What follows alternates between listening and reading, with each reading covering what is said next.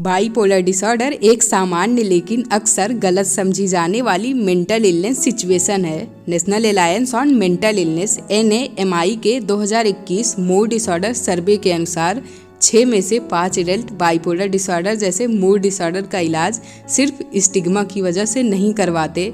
और क्या आप जानते हैं कि हिंदुस्तान टाइम्स के एक रिपोर्ट के अनुसार इंडिया में 100 में से 1 इंसान बाइपोलर डिसऑर्डर से सफ़र कर रहा है। ये आंकड़ा शायद आपको सुनने में कम लग रहा हो, लेकिन एक बार अपनी पूरी कंट्री के पॉपुलेशन से डिवाइड करके देखिए ये नंबर कितना बड़ा है। इतना ही नहीं बल्कि जितने भी लोग बाइपोलर डिसऑर्डर से सफ़र करते हैं उनमें से 70% लोग बिना ट्रीटमेंट के रहते हैं। अब आप इमेजिन कर सकते हैं कि हम 2022 में कहाँ हैं। खैर, हमारा काम सिर्फ प्रॉब्लम ढूंढना नहीं बल्कि उसके सॉल्यूशन पर बात करना भी है। तो आज के इस वीडियो में हम जानेंगे बाइपोलर डिसऑर्डर के बारे में सब कुछ, मतलब इसके सिम्टम से लेकर इसके ट्रीटमेंट तक के बारे में। तो चलिए शुरू करते हैं बिना किसी देरी के। बाइपोलर डिसऑर्डर यह एक प्रकार की मानसिक बीमारी है जिसमें मन लगातार कई हफ्तों या कई महीनों तक या तो बहुत उदास रहता है या फिर बहुत ज़्यादा खुश रहता है। उदासी में निगेटिविटी तथा मेनिया में मन में ऊंचे ऊंचे विचार आते हैं। इस बीमारी की शुरुआत अक्सर 14 साल से 19 साल के बीच होती है और ये बीमारी 40 साल के बाद बहुत कम ही शुरू होती है। बाइपोलर डिसऑर्डर मेनली 2 टाइप्स के होते हैं। पहला बाइपोलर 1।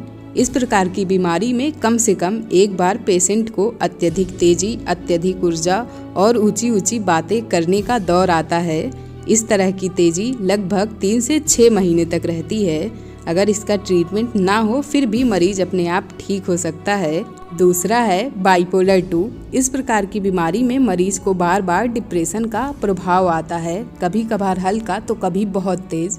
अब आप कहेंगे कि बाइपोलर डिसऑर्डर होने का कारण क्या है? तो यार, इस बीमारी का मेन रीज़न सही रूप से बता पाना तो आसान नहीं है। साइकोलॉजिस्ट कहते हैं कि कई बार शारीरिक रोग भी मन में उदासी और तेजी के कारण हो सकते हैं और कई बार बहुत ज़्यादा मेंटल स्ट्रेस इस बीमारी की शुरुआत कर सकता है। बाइपोलर डिसऑर्डर पहचानने के 2 ही सिम्टम हैं। पहला है डिप्रेशन। इसमें मरीज के मन में बहुत ज़्यादा उदासी, काम करने में मन ना लगना, घबराहट, फ्यूचर का सोच के दुखी हो जाना, बॉडी में एनर्जी की कमी, अपने आप से नफरत करना, नींद की कमी, मन में रोने की इच्छा, आत्मविश्वास की कमी लगातार बनी रहती है। मन में सुसाइड के विचार आते रहते हैं, बाहर निकलने का मन नहीं करता, किसी से बातें करने का मन नहीं करता। इस प्रकार के सिम्टम अगर आप में 2 हफ्तों से ज़्यादा रहें तो आपको साइकोलॉजिस्ट के पास ज़रूर जाना चाहिए। दूसरा है मेनिया या मन में तेजी के सिम्टम। इसमें मरीज के सिम्टम कई बार इतने ज़्यादा बढ़ जाते हैं कि पेशेंट का वास्तविकता से रिलेशन ही टूट जाता है। मरीज को बिना किसी कारण के कानों में आवाज़ें आने लगती हैं।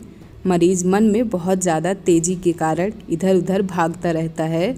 नींद और भूख भी नहीं लगती। बाइपोलर डिसऑर्डर के इलाज में मन को सामान्य रखने के लिए कई प्रभावशाली दवाइयाँ उपलब्ध हैं। इसमें लिथियम नाम की दवा काफ़ी प्रभावशाली और लाभकारी है, लेकिन ये याद रखिएगा कि लिथियम को बिना किसी डॉक्टर के शुरू मत कीजिएगा क्योंकि इस दवा के हानिकारक प्रभाव भी बहुत सारे हैं। मुझे बाइपोलर डिसऑर्डर की सारी दवाइयाँ नहीं पता और ना मैं आपको बता सकती हूँ क्योंकि ना तो मैं भी कोई फार्मासिस्ट हूँ और ना ही साइकोलॉजिस्ट। मेरे अलावा भी अगर कोई आपको ऐसे ही मेंटल इलनेस की दवाइयाँ बता रहा है तो आपको नहीं लेनी चाहिए क्योंकि हर इंसान अलग अलग होता है और उसके इंसान के ब्रेन का स्ट्रक्चर अलग अलग होता है। इसीलिए हमेशा सबसे पहले अपने साइकोलॉजिस्ट से सही दवाइयाँ और थेरेपी के बारे में पता लगाइए, फिर ही दवा लीजिए। अब हम जानेंगे कि बाइपोलर डिसऑर्डर में हम खुद की हेल्प कैसे कर सकते हैं। पहला है कि आपको बीमारी के बारे में पूरी जानकारी प्राप्त करनी चाहिए। दूसरा है कि आपको अपने मूड पर ध्यान रखना चाहिए।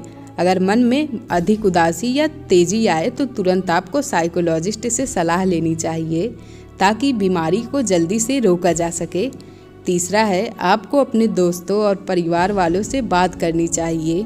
अगर आप बाइपोलर डिसऑर्डर के बारे में और जानना चाहते हैं तो आप हमारी मेंटल हेल्थ बुक की प्लेलिस्ट चेक कर सकते हैं उसमें हमने अपर्णा की बुक केमिकल खिचड़ी कवर की है। अपर्णा खुद बाइपोलर डिसऑर्डर से सफ़र कर चुकी हैं और उन्होंने इसी बारे में उस बुक में लिखा है। आपकी आसानी के लिए वो प्लेलिस्ट हम डिस्क्रिप्शन और कमेंट में भी पिन कर देंगे। इसी के साथ अगर वीडियो थोड़ी सी भी हेल्पफुल लगी हो तो लाइक ज़रूर करिएगा।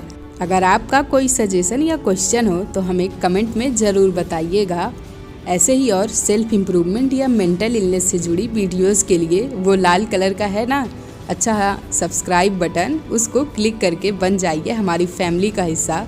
तब तक के लिए थैंक यू फॉर वॉचिंग। खुद को बेहतर बनाते रहिए।